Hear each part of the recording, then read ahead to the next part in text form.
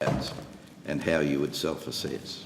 Okay, Senator Ludlam. Thanks, Chair. I don't know a couple of these follow-up questions that I was putting to the OSS before about their advisory role in helping the Minister assess the Toro Uranium project in the North East Goldfields, WA. Dr Drips helpfully deferred a bunch of questions to you folks, so here you are.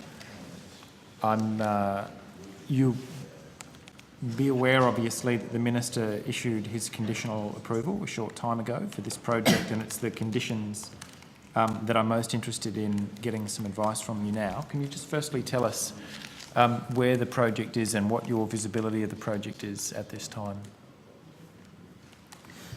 Barbara Jones, Assistant Secretary, Northwest and Offshore Assessment Branch, Senator. So the Minister approved the project on the 2nd of April.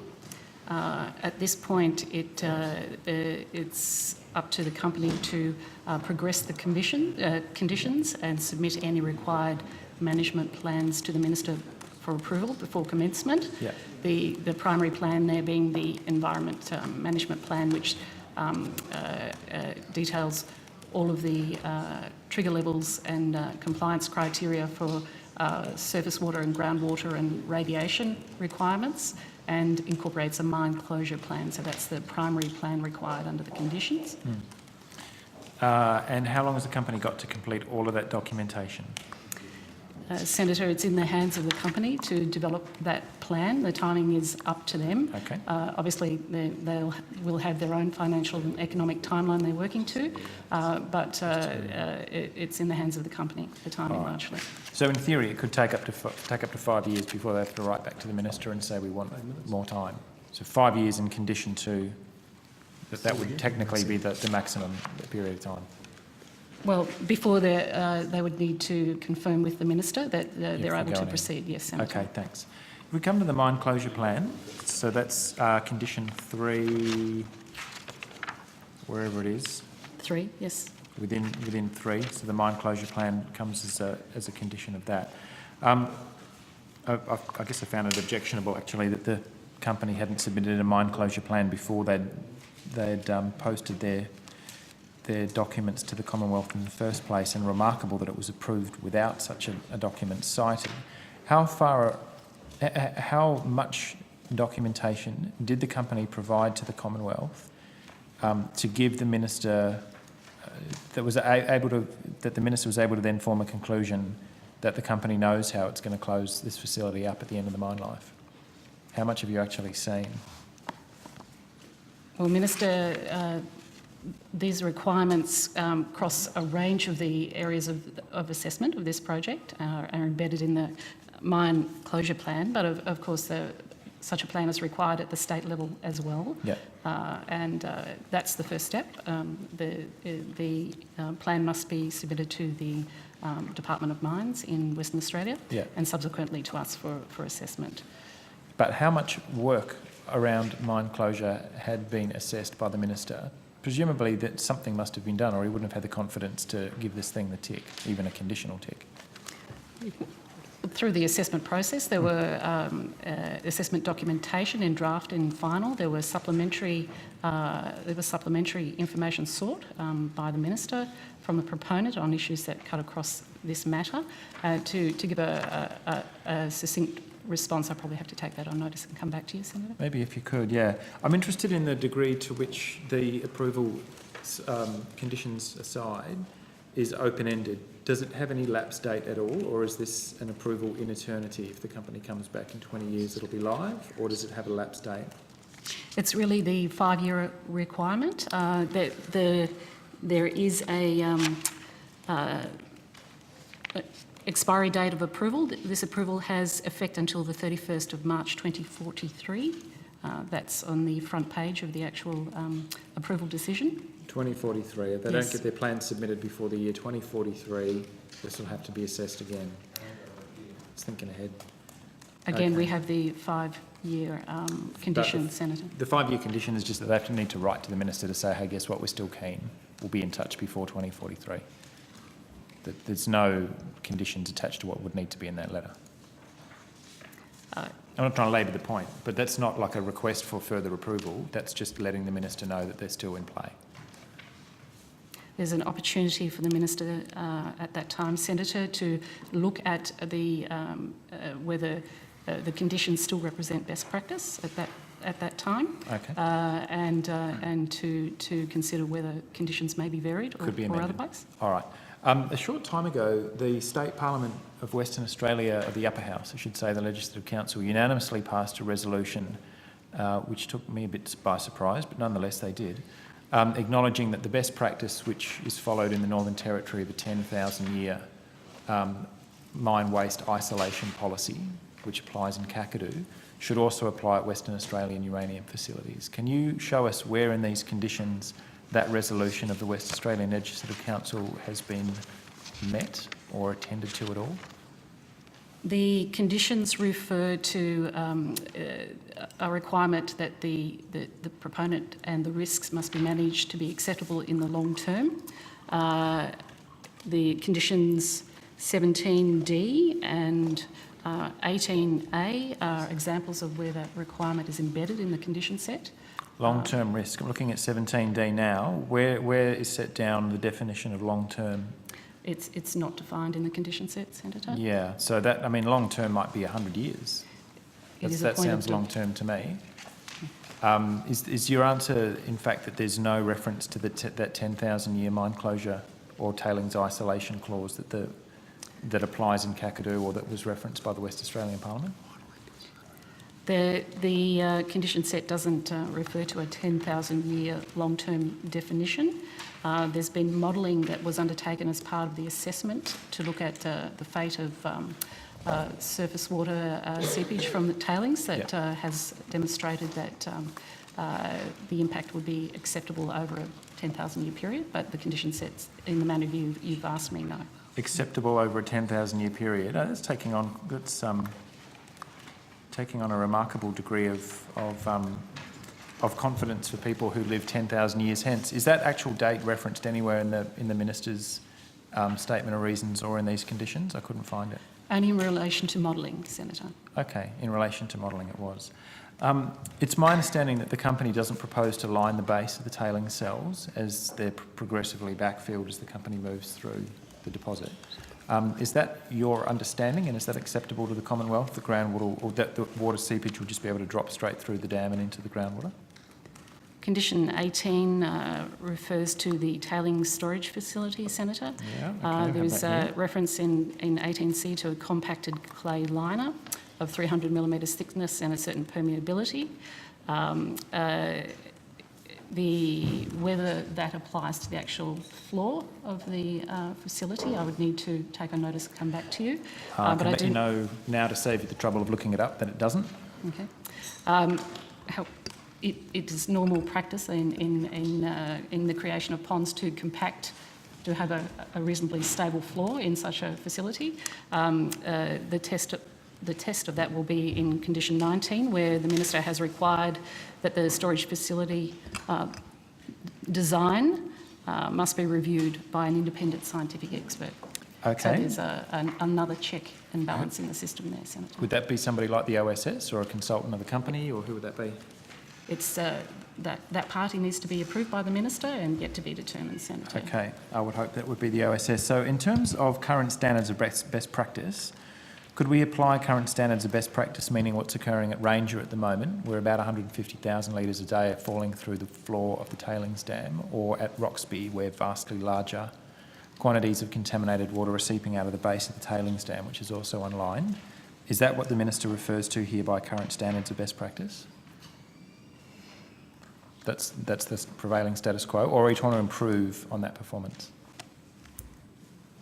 I don't think I can respond to that, Senator. The conditions require a best practice standard to be demonstrated and a world best practice. Again, we're looking for, the Minister will be looking for the company to demonstrate that, to specify and demonstrate that. And once submitted, the Minister will consider whether he needs to seek advice on that or approve. Let me phrase this in a different way, because I want to get down to what standards of best practice actually mean, otherwise this is not worth the paper it's printed on. Does current standards of best practice mean lining the base of the tailings dam so that water doesn't simply fall straight through the floor of the facility?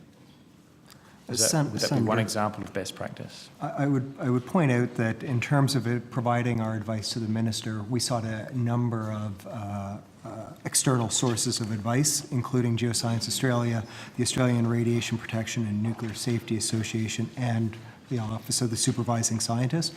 They would be far better positioned to provide the exact details on the individual best practices, and we'd certainly be happy to take this question on notice and come back to you with, if there are particular areas that you would like to have a better understanding of what is considered best practice, we could come back on that.